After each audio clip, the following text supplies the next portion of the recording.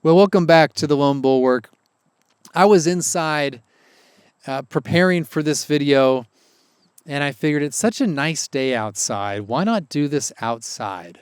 I got the equipment for it. It won't take very long to set up, and so let's do it. Here I am.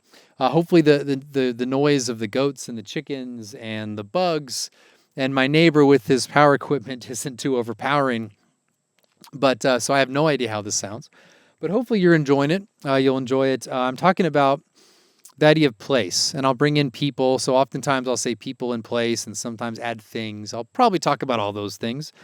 But the subject is place. I've talked about this for several years. I've in my book, The Case for Christian Nationalism, I have a chapter that essentially is the written version of my view. I touch upon this in an essay in The Imaginative Conservative that I wrote probably in 2015 or 2016 on Roger Scruton and Edmund Burke. So you can find that. You can look that up as well. And there was a podcast episode I did with my friend Thomas that people just recently, someone referenced it and said that was a really great, out of like the 100 episodes we did, that's one of those that I hear people talk about a lot. And so I'm going to kind of give a new and fresh discussion on that topic because I think it's so crucial for us today. I'm not describing so much something that would lead to a change in behavior or action, though probably a little bit, but also the realization that we are place-bound beings, and realizing that can change our worldview. By worldview, I mean probably in the older sense than some of the newer versions.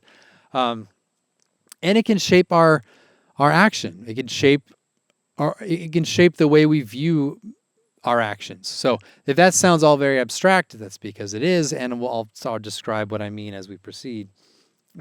So first of all, we have to distinguish the terms place and space or site. So site and space.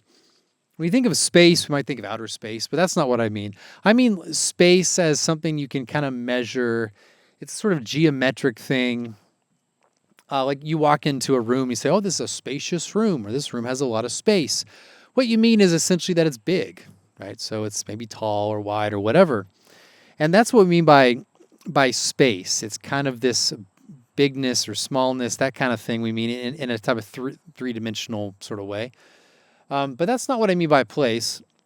You can also distinguish that from site. So if you think of a site would be like a grid coordinate on a map. So in the Army, we talk about 6 and 8 and 10-digit grids, and that's how we communicate where to send the artillery and where to send the medevac chopper.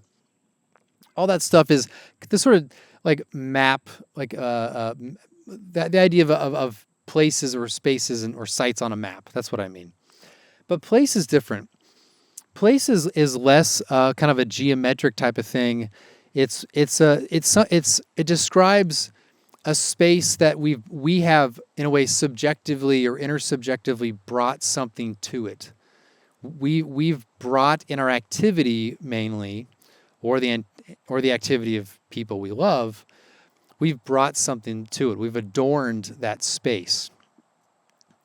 We've invested it with our subjective concerns, our care, or our affections, and you could say even feelings, I suppose. And not only us, but also our ancestors, our family, our loved ones, that sort of thing. So that I'll get into all that. What do I mean by that? So think of like I usually use the example of houses. So you can, let's say you live in a suburban area where there's a line of houses, boom, boom, boom, boom, boom. Okay. You may not like that sort of urban development, whatever, but just use it as an example. Let's say they're all kind of the same. You've seen these before. They're all kind of the same style, maybe similar color. But that one house in the middle is not only a house, but it's your home. So it's not your home just because you sleep there, you do certain things there. But it's your home precisely because you, in your activity, likely with loved ones, perhaps with your parents or whatever, that has become a home through the interactions and the affections of the people who live there. So, even though the house looks very much, if someone drives down the road, they'll just see a house. You don't just see a house, you see the home. Perhaps it's your childhood home. Perhaps your family, your parents don't even live there anymore. You don't even know who lives there. But when you drive by and see that house, you remember that as your childhood home. It's more than just a house.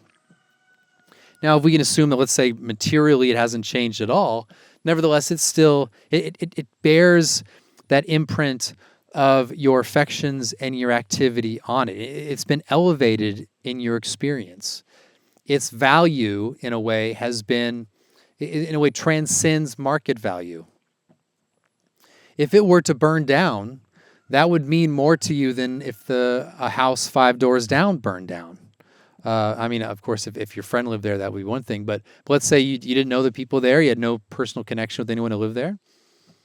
Well, you would care more be that your childhood home. And why is that? Because within your activity in that place, you've adorned it with the memories. You've adorned it with it's embodied or invested on it has been those affections, those activities, those memories of loved ones.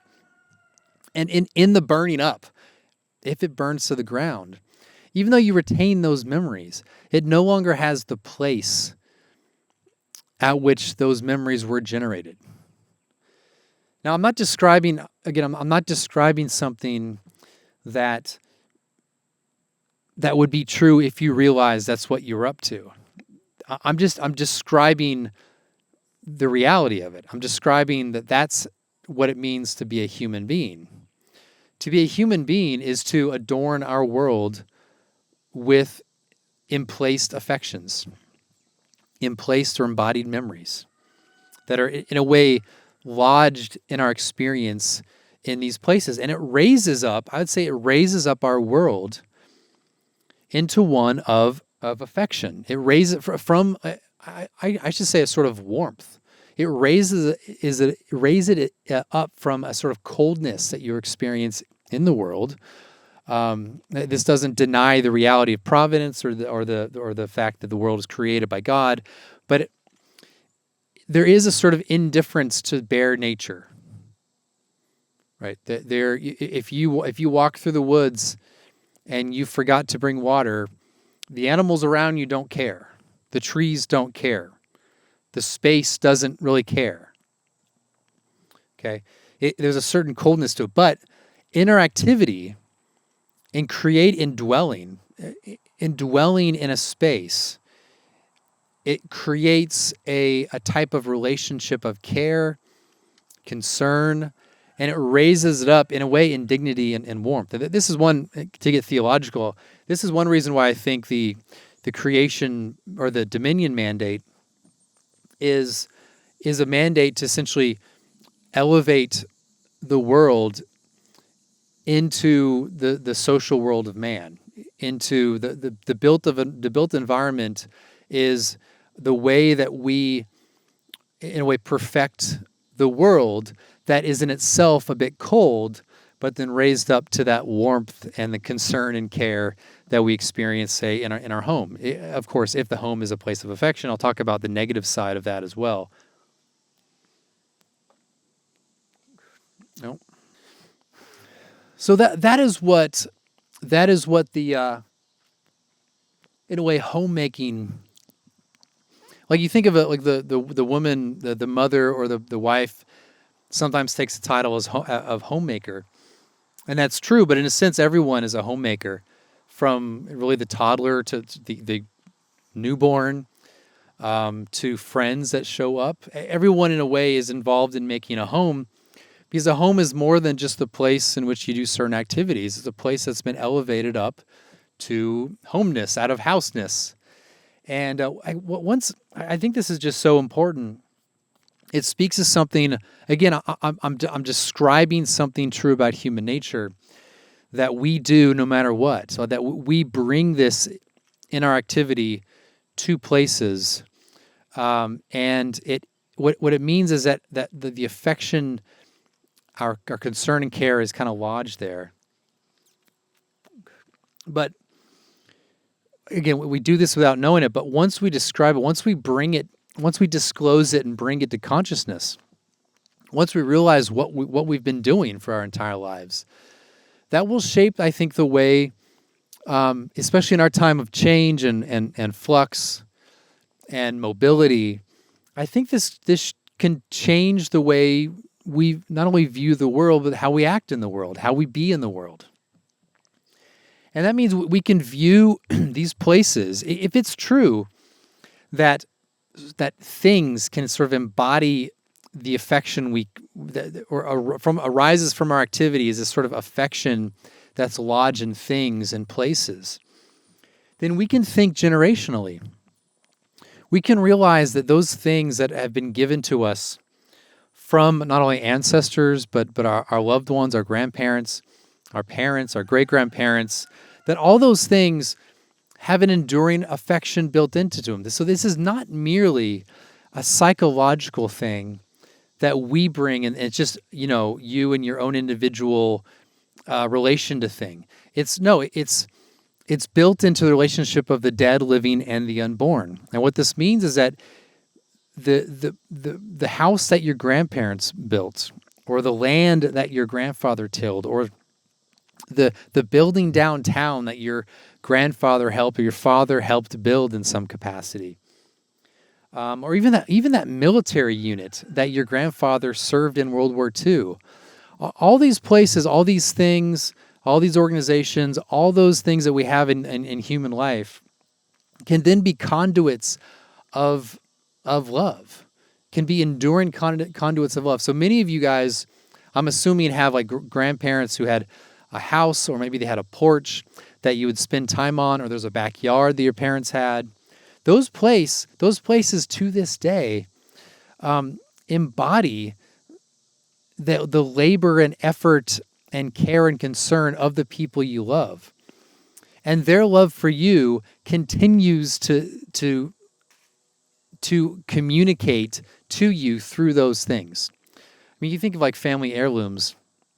We have a mirror that my wife's father made when he was actually in his 20s, and we still have it.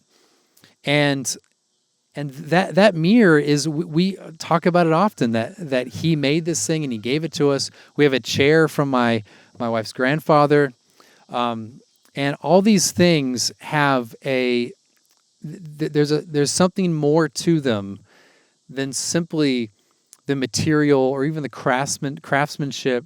It's that mirror is well made, and more importantly, that mirror was made by my wife's father. So these things take on, and they can endure for a long, long time.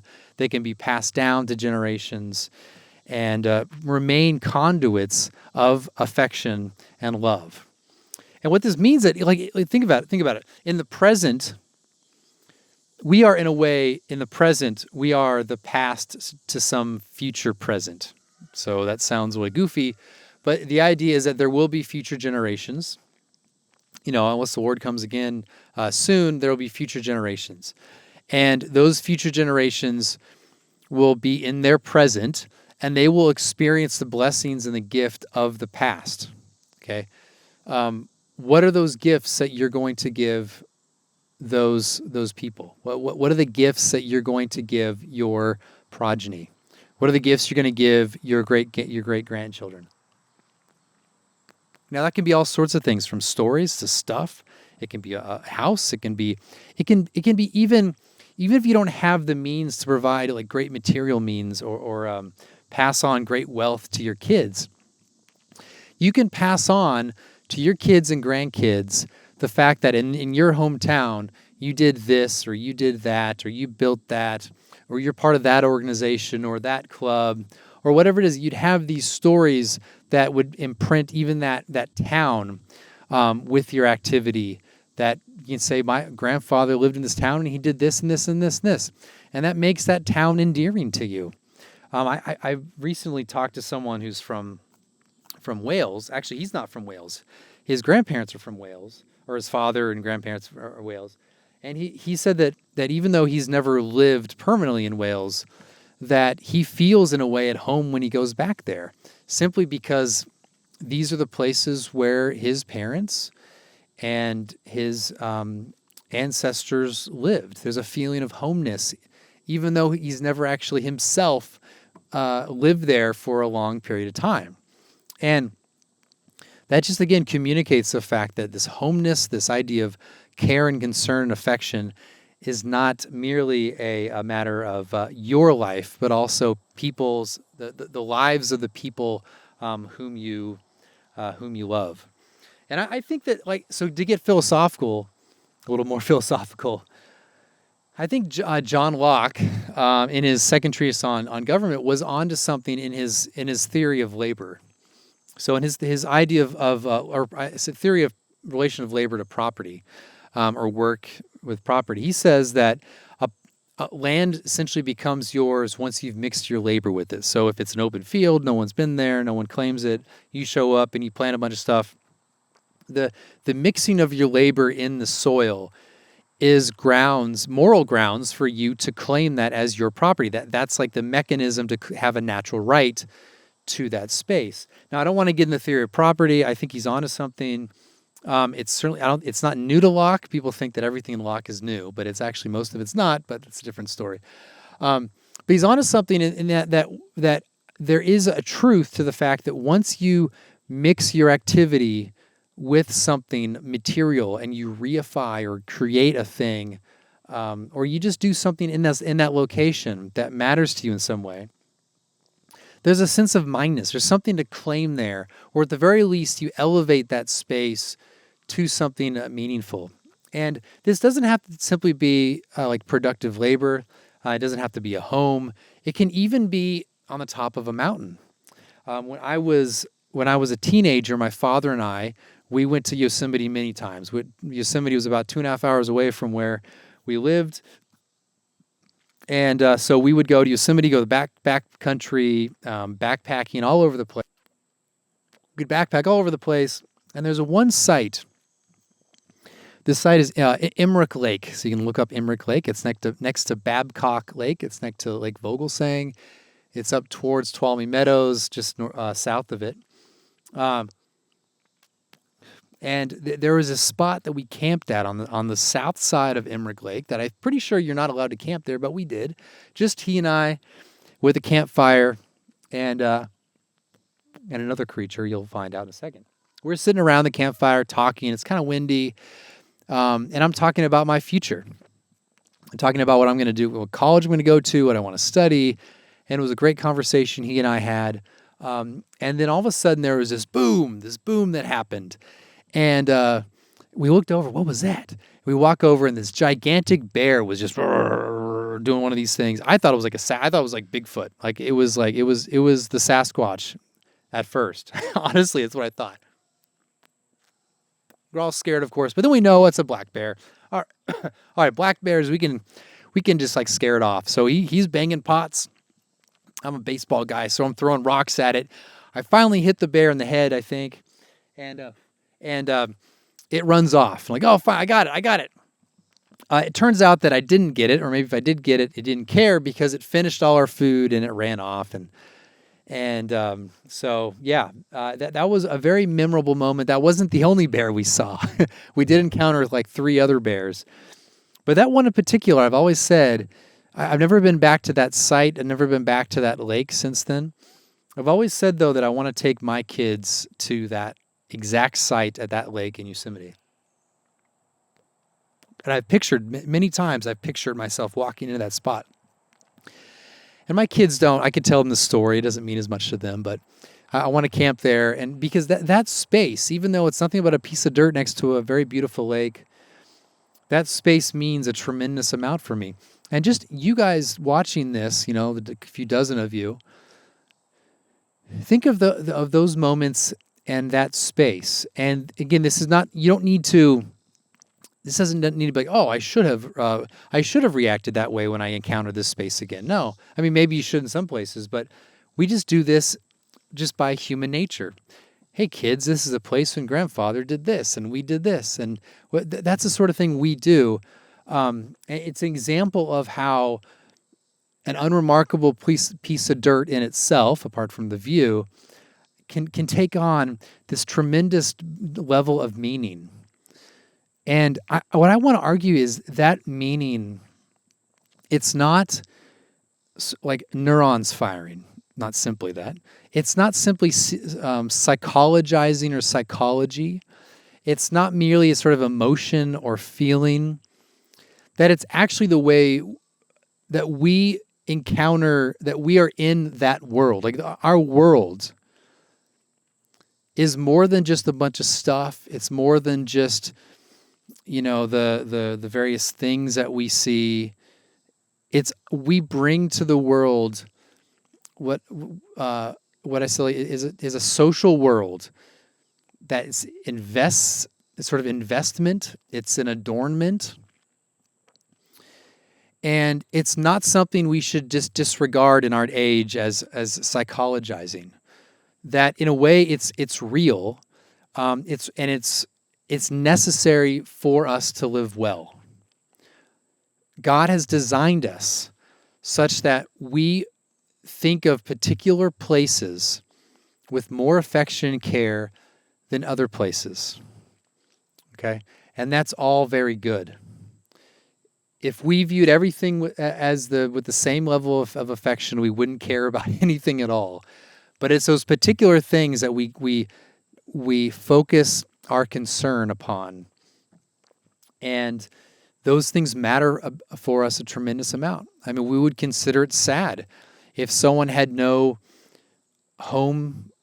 loving home, if they have no space that they can have a very unique concern. If there's no place that burns down and you're just like, oh, that's sad, and there's nothing more than that, we would say that life is not living well. So again, I'm describing something true, but if we take this, if we understand this well, it can lead us to action. Again, it goes back to the Edmund Burke thing. It goes back to the Edmund Burke statement that society is a relationship of the dead, the living, and the unborn. Now, that's not just a clever line. Of course, it is a clever line. It's probably the most, among philosophers and political theorists, probably the most famous, but it is packed with meaning, that we can experience this world as a gift, the social world as a gift of our ancestors, as a gift of the people whom we love, who are dead, that we receive that in the present.